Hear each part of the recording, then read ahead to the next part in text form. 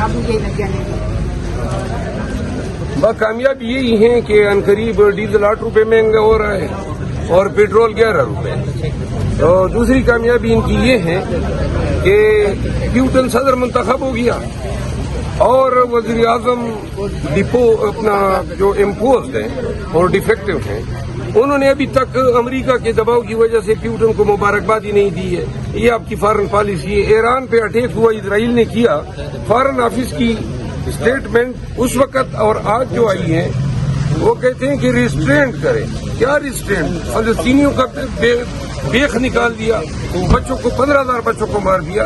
ہمارے foreign office کی یہ پالیسی بن گئی ہے. اور آپ کو مزے کی بات یہ بتاؤں, جہاں تک ہمیں اطلاعات ہیں پاکستان نے 2 اڈے جو ہیں وہ بلوچستان میں ایران اور افغانستان کے بارڈر کے نزدیک جو ہیں امریکیوں کو دیے ہیں. تو یہ ہماری فارن پالیسی ہے. تو سر حکومت نے تو بہت دعوے کیے تھے کہ عوام کو ریلیف فراہم کرے گی, تو ابھی تک آپ کیا سمجھتے ہیں؟ ریلیف کے لیے یہ آئے ہیں.